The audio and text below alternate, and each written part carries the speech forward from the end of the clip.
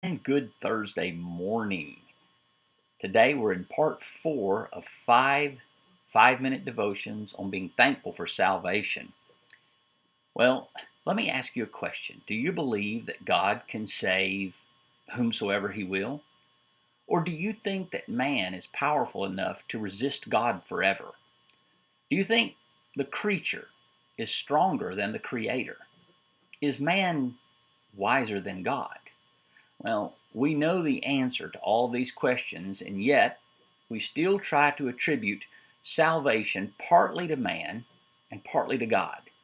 We really act like we believe in a synergistic relationship where man, as that old gospel song proclaims, reaches up to God and God reaches down and they meet in the middle somehow, regardless of the teaching that dead men can do nothing.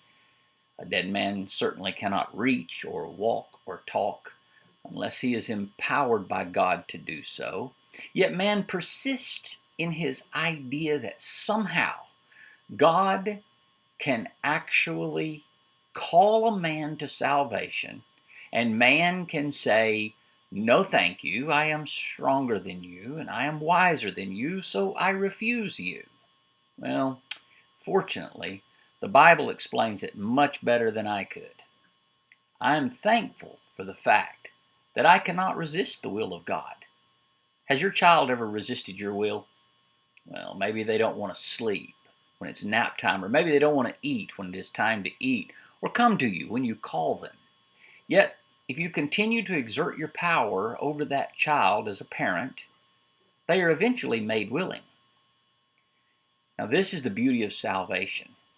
Someone said, "God's a gentleman. He'd never force his way in against my will." Oh, my friend, let me tell you, every man's will is set against God. But the beauty of salvation is that we are made willing. For in our dead and our lifeless state, God regenerates this dead man, or he puts life into that dead man.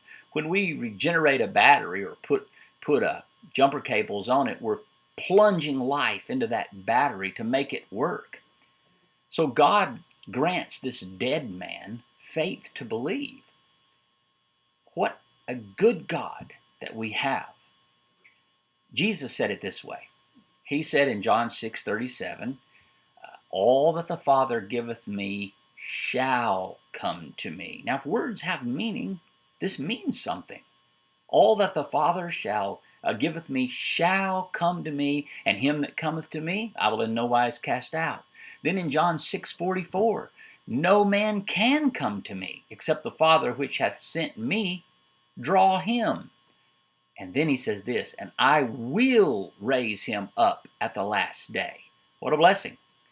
And then remember what Jesus said to the folks who asked him how they might do the works of God, how they might work the works of God. They were saying in John 6, verse number 28, "Then they said unto him, What shall we do that we might work the works of God?"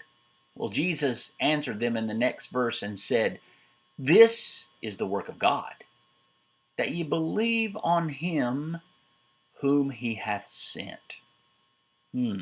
So it's actually a work of God to believe. That we wouldn't believe apart from God himself working that work, that is his work, that we might believe. In the book of Philippians, Paul reminded them that God will accomplish everything he sets out to do in our life. Doesn't matter how hard we resist God, for man cannot ultimately resist him.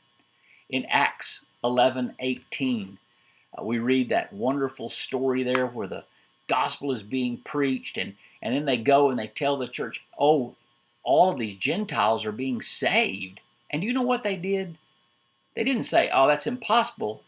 It says, "And when they heard these things," in Acts 11:18, "they held their peace and glorified God, saying," this is what they said. So this is how they explained what God did. "Then hath God also to the Gentiles granted repentance unto life." God did it. He granted it to them. So I'm thankful today that I cannot resist the will of God, that he saves whomsoever he will. So thank God for that today.